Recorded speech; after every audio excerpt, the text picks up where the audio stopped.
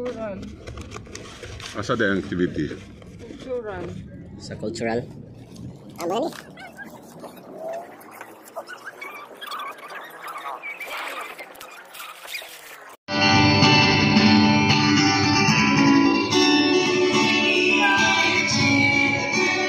Murag nakita ni nako si Tito atong last time. From Talibon to kato? Out to Bigon. Uy, from Tubigon. Upay-upay din ay grupo sa Hitapi. Pero mas daghan pag ito nga manapog, no? Daghan pag ito nga manapog. Pasensya kayo, dapat na mo kay we have the changes opinion. Siguro ang ubad, wak katuon. Kaya ito, supposed to be ang opinion dito sa shrine. Unya, tungod lagi sa kabalaka nga sige kuwan. So, nag-design mi ato pag-huwipis sa gabi. Nga ibalhin na nato dinhi sa cultural. Unya, wala mo ma-well disseminated nga gi-change na itong pinyo. Pasensya kayo mga brother ug sister ug nasaad man galing mo. Wala pag makagagaho, lami kayo ang tao na naunya so ato nang sugdan. Dili na ko maglamay ako ng tawagon ang atong muhatag sa atong to, si Tito Ed Makalangdag, a member of the MFC Provincial Council. A round of applause, please. Pagpantanan mga kaigsunan! Tingali, gikan sa pandemic, gikan sa mga kalamidad nga itong nagian, siguro, ato siguro tanawon o balik, kung sa may nato nga, kanabitaw, pamilyar mo tagkabaw, no? Pamilyar mo magkabaw. Kisa may magdadaro din eh. Ako, magdadaro mo ko. Labay magdadaro mo rin si Brad ko. Kamatigod mo sa kabaw. Bugatan na gani ang kabaw, muatras doon na siya gamay. Inag-atras niya, mangusog siya, kunya, usog kayo, mubira na po sa daro. Di ba? Kamatigod mo na. Ingana ang kabaw, parehas mo ta. Ingana mo ng tao, muhunat na. Muhunat na gikan sa murag nakapahuay o gamay, kunya murag mabugatan ta, muatras na gamay, muhunat ta, kunya muabanti. Mao pud karon ang atong tanaw nga atong buhaton. Now,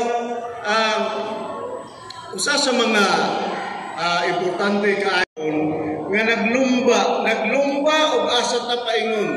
Naglumba ta og unsay ato nga gusto nga buhaton sa atong anak, sa atong negosyo, sa ato nga panimay, sa tanan. Nga usahay di nata mag-inilhanay, di nata magtinagdanay. Makalimtanay na nga naday tay silingan, kaya nga atong gasikaso para sa atong kaugalingon. Pero ringon ang Santo Papa nga, wa sila masayod, nga kining ilang paglumba, kining ilang pagdinalian, usapon ni ka biyahe sa atong pagtuo. Muna ingon sa Santo Papa, this is also a journey of our faith. This is also a race of our faith. Ingon siya. Biyahe ni, maupunta. Bisan tulog, dahil nga pandemic, pero nahibaw kaya punta. Niyan og yun sana ito pagbiyahe mo, atras ulo ta sa lima lang katuig. Kung sa may nahitabo atong 5 katuig. Sige dahil, next friend. 2019. Ingon ta nga atong team atong families on mission. Mga pamilya nga nagmisyon. Pagka 20 unsa may sunod? Belt on rock. Dili basta-basta. Atong gipili nga tema belt on rock naman. Kaysa 2019 bisan pa og dihay pandemic naagihapon ta nagpabilin ta. Naibaw mo nga ang bato lang na. Pero ato nang gamon pag-ayo, mahimo na siya nga musinaw pag-ayo. Ato nang hinluan, mahimo nang musinaw pag-ayo. Baruhan ninyo, mura magyamo sa kukaktan ni Tanaw.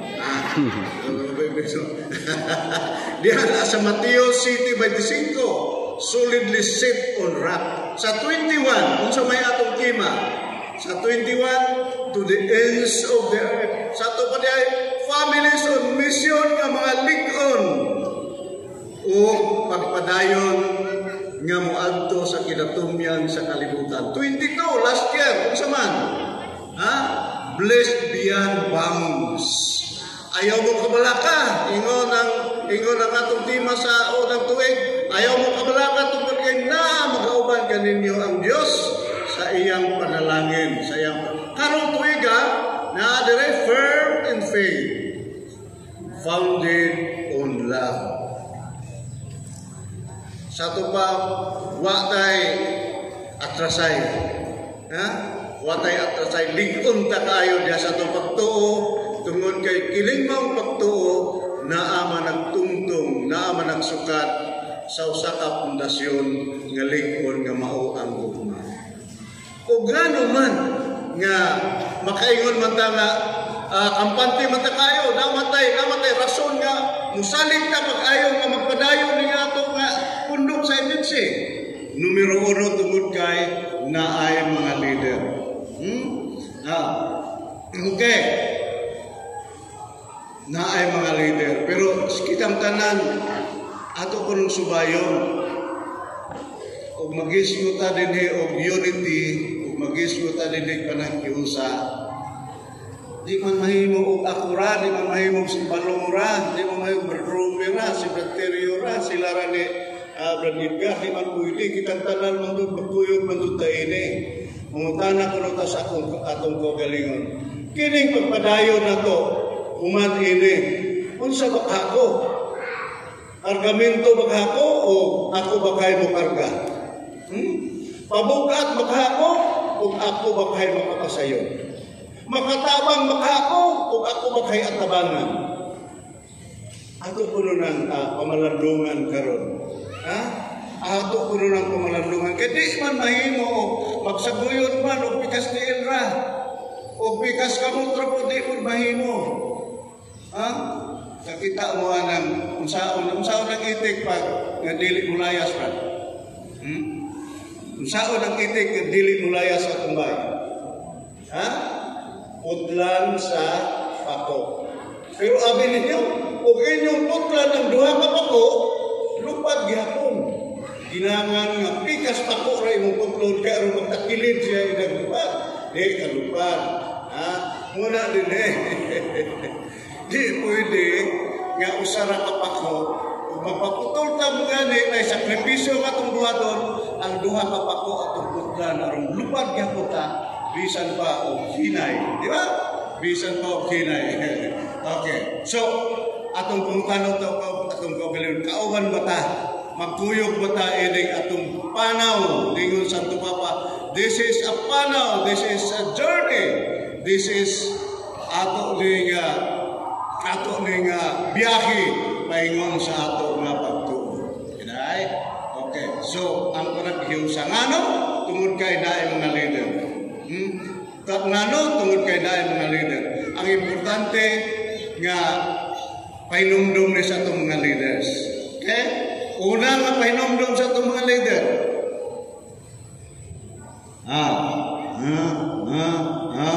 Okay. Sige.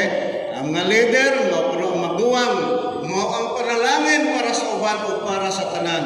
Unya moingon ang mga leader, ako ba kay babak? Ug ako ba kay nahimong karga para sa uban ug ako ba kay makapagaan? Naidaghan.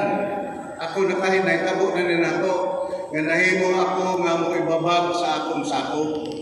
Diba? Akong i-share ninyo. Unit head ko dito sa Tagbilaran sa una pa. Ay ako nga leader, nga akong household leader, nga gusto mo undang. Nga naman, tungod kay ako'y hinungdan. Kung sa hinungdan, padtura nga ni Sir siya nako na ang yang bata yang gipreoberan. Kaya mo lagi ako gisulti. Mag-preober na sa itong mga bata. First and foremost, naamagikan sa gugma sa mga ginikanan ang tayuhan sa sakit sa atong mga bata. Yang ipreoberan, ingon siya, nahibong nagpapran. Ay ang bata, wa man makaihi, o tulog ka simana, o tulog ka adlaw, dito sa Bora Clinic. Pag humana mo preober, nahibong may kay ang iya dong higdaanan na humudod pa, tinaghanang ihidod kayo. O nakapahuway ang bata. ang akong tubag, gabi niya, ay mau ba? Wa kuno siya masatisfied sa akong tubag. Kay nagtuo siya ako, mahina mo mag-ayaw, ako siya takson. Salamat sa Ginoo, tinuod mga kaigsunan. At tura ko'y naabot sa akong nauna. At tura na ibos siya na kaulingan siya na undang namin. Dito doon ko, nagluhod-luhod doon ko silang bahay, silang duha sa pagkayon, kaming duha sa ilbe, kumasawa, Brad, amo mo yung padayon, o pwede kami mo undang. Dito, nagpilakay may, kung nga, dili pwede man eh. Tingali, na ako'y sayok doon sa kong pagka-leader. Tumulad kay, sakto man, kinsa may di ma-excited, anak na ayaw yung bata. Kanya akong tubag, ang iyang pagtuo sa akong tubag, bugnaw man kayong tubaga. Saya lagi po, ini atong lunggang, tabunan man ni Satanas. Ini atong kasing-kasing, tabunan ni Satanas, o di ta magkasinabot. Di ta magkasinabot. Okay. So, ingana, nga naa, pwede sa mga leaders, na mo hinungdan na may ubos ang atong mga kauban, nga di na matambong usul. Kaya, nahiubos. Sumahimo kang kargo. Missionary, di lang sa ato nga dapit, mato tas ubang lugar. Ingon ang Santo Papa, o si John Paul II, siya, go to the periphery, sigat tumos kinadaplinan sa kalibutan. O tabangi, labi na mga katanon, ingon siya, especially the youth. Patikod ang Santo Papa, nga dito sa Europe, wa na'y musimba nitong marutanon. Wa na'y magpakasal. Wa na'y magpabunya. Nga naman, tungod kay nagtuo sila nga kinay mga butanga para lisod-lisod lang ni sa tao. Di tinuod nga, di ta may langit, di ta makapabunda. Di ta may langit, di ta makapakasal. Di ta may langit, magsigi tao ka, dili ta manaog ka, di ta manaog ka ng misan. No, dili. Tungod kay, we have to restore the order of the earth. Pagsugod niya, focus on the family, being a community, living a preferential option for the poor. Ang mga pobre, ang mga dinaog-daog, ato tanawon, exercising servant leadership, being a servant to the church. Kung ang atong core values, pito ka buo. Ato na nga pa, naamapod din sa atong paan, magkubinanturin. Muna, dagko na mo kayong pasalamat sa Ginoo nga usami sa naapil ani nga family anya gikasuhan me pabayron me og 35,000 ipukuha kagamay ra na dai nang hilak mo mo nagkatawar ang galiko dire 1.7 ring ako ingas niya sa tanang tao dili ka may nagkatawa diha katawa ra ta ani kay mo hilak ta mo sa mata ani katawa ra nila to kay mo pwede mo mura ba na kapili siya wa nang masuko katawa ra mo na kaya ra na diya purpose Ginoo mutong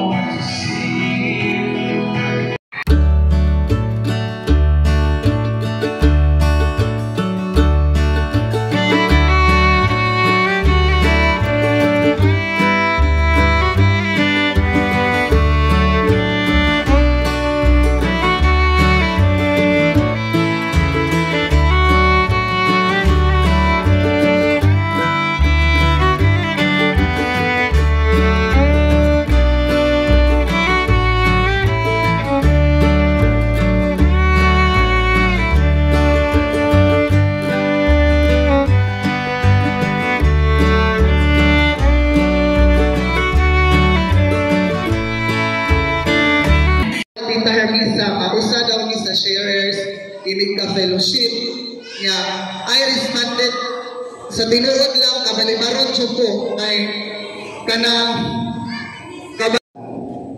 kay tungod kay wala diri ang atong usa ka inspirational speaker si Padre Imal, panakit butas, kaysa yu pa po kayo.